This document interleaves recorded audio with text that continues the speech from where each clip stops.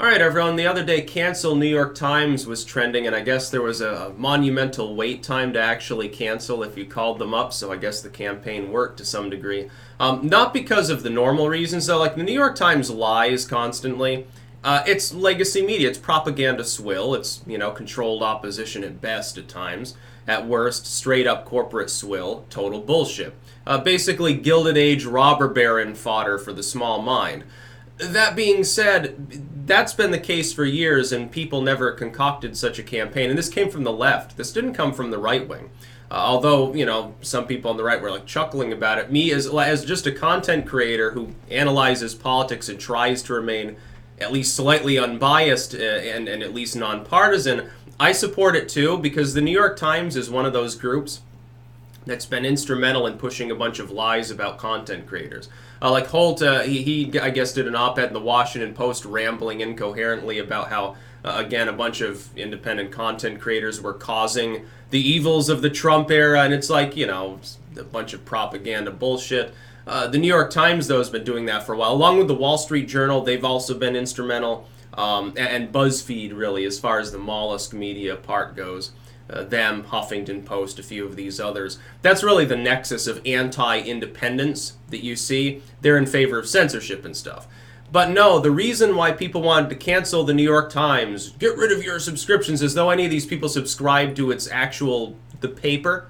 Fucking most of you have never even picked up a New York Times, dude. Don't fucking kidding me. No, some of these people subscribe to its, email circular or whatever the fuck they do. I wouldn't know because I never bothered to sign up and never would. You think I'm going to pay for information that's already free? You think I'm going to pay a cent to my competitors? Hell no, it's never going to happen. No, it's because they decided to reveal that it was a CIA agent, someone, I guess, embedded in the White House that was the whistleblower. Now, of course, to be a whistleblower, the allegations have to be true, or at least in good faith. I don't think they are. I think the allegations against Trump are largely bullshit. And I think the fact that the whistleblower apparently never even heard, the call that they're reporting on and was getting secondhand info, oh God, that's going to blow up in the Democrats' faces. Oh my God, it's going to be hilarious. It's going to be a he said, she said. They'll probably try to impeach at the end of the day. What'll happen is Pelosi will get backed into a corner. The far left will force an impeachment vote that might not even go through. And if it does, the Senate will vote to not convict, and then it'll all be for nothing. The partisan shit show.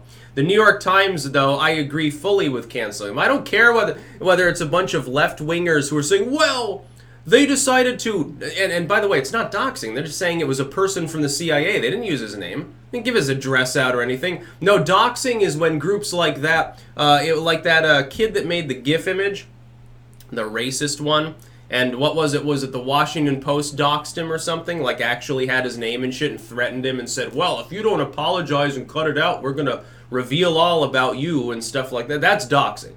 What the New York Times did here isn't doxing. There's no personal information. It's just a CIA agent working in the White House.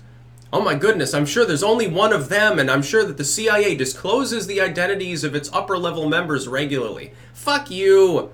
You don't even know who it is, probably. The New York Times probably doesn't even have the person's name. What, it wouldn't be an anonymous whistleblower? How do we even know the New York Times is right? And by the way, who fucking gives a shit? I don't see any of these lefties caring when it's an attempt to dox. Like, they constantly try to dox normal civilians who wore a MAGA hat the wrong way. Oh my God, we gotta dox these Nazis, dude. It's a really big problem in our society. Oh, but someone who's basically stirring up a national story based on secondhand conversation knowledge, oh, that's okay. That's perfectly fine. By the way, doesn't it smack a little bit of a deep state when someone in the CIA is doing something like this? Doesn't that, I think that the liberals, again, so-called, in name only, like 5 or 10 years ago, probably would have had a problem with such behavior, but that's just me. But Orange Man bad, so that exonerates it. Yeah, cancel the New York Times. I don't care if it's a bunch of left-wingers whining about the fact that they disclosed the identity of an individual that they didn't really disclose.